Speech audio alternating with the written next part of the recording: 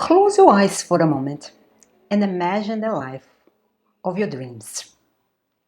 Maybe it's financial freedom, a beautiful home, traveling the world, or simply waking up every morning with peace and joy in your heart. Now, let me ask you, did that visualization feel real? Almost like you could reach out and touch it? Or did it feel distant, maybe even impossible?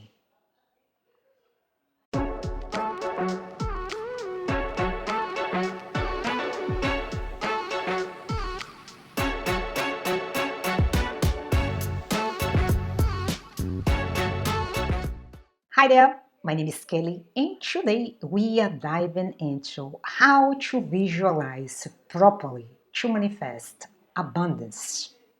Because here's the deal, visualization is one of the most powerful tools for manifestation. But most people don't do it the right way. And when you don't do it properly, it often feels like nothing happens. And then you doubt the process. Or worse, you doubt yourself. But when you learn how to visualize correctly with emotions, with clarity and with alignment, your subconscious mind starts working with you instead of against you. You literally rewire your brain for abundance.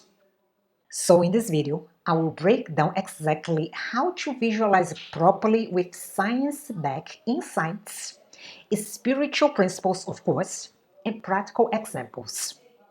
And by the end of it, you not only know how to do it, but you feel inspired to start today. Basically, this video is a follow-up to a previous video about visualization that I have recorded a long time ago. So let's refresh this. Let's get started, right?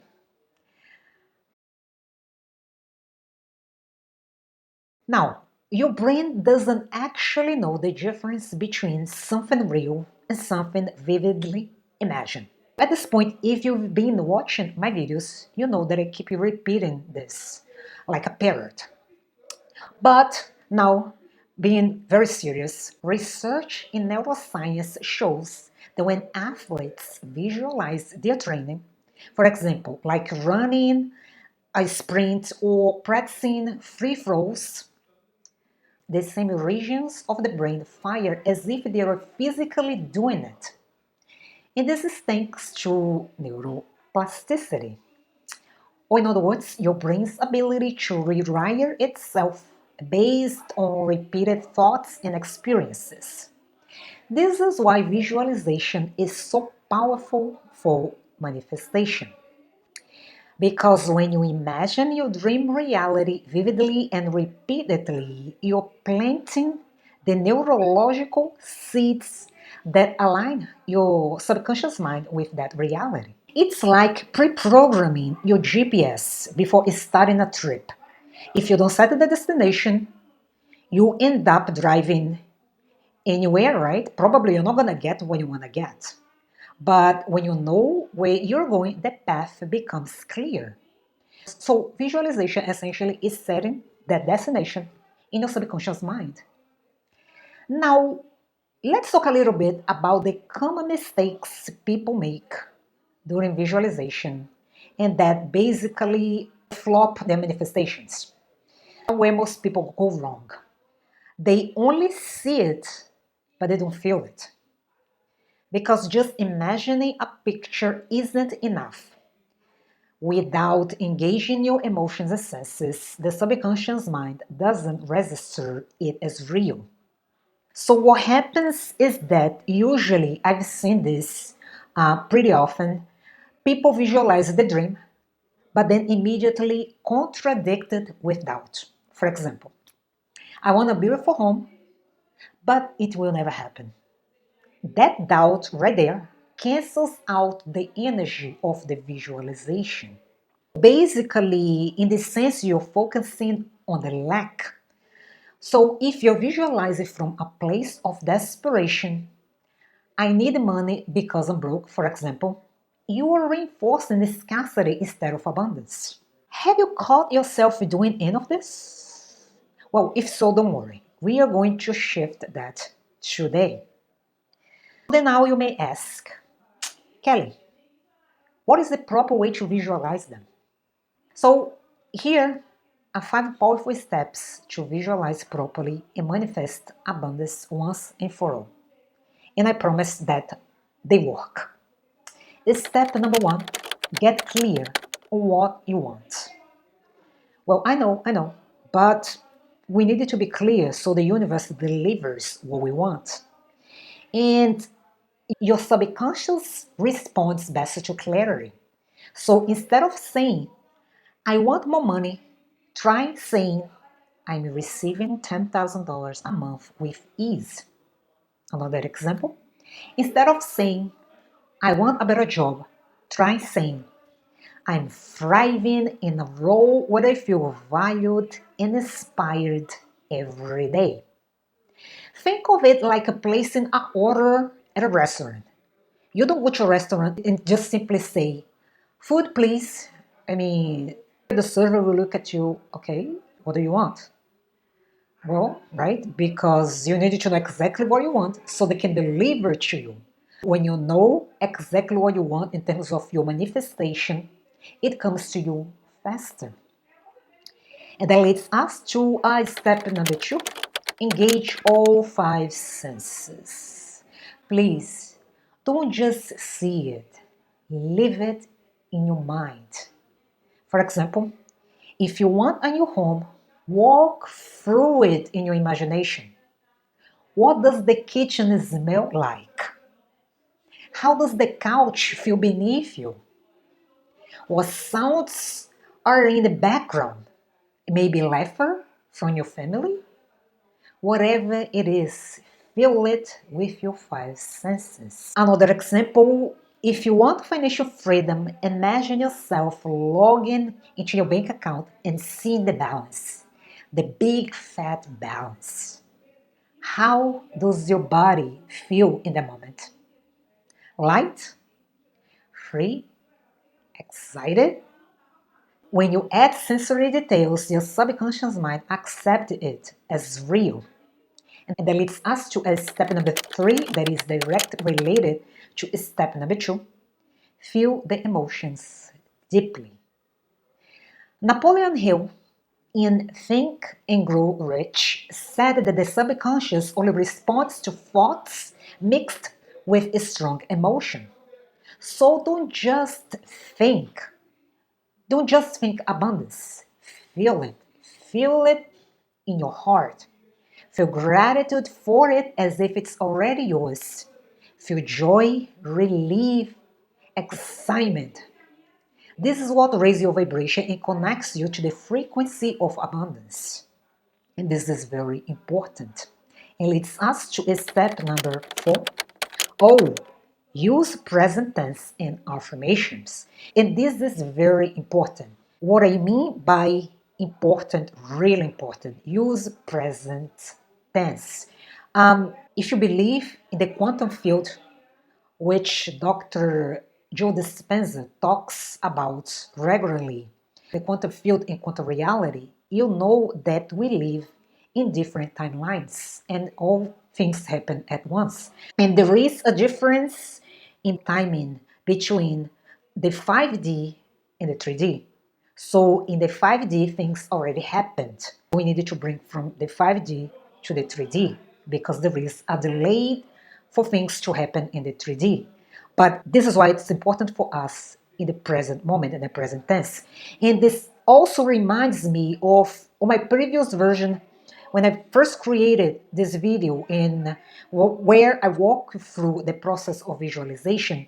I had a question from a Reiki master who asked me if she should visualize in present tense or third person, and then I said both.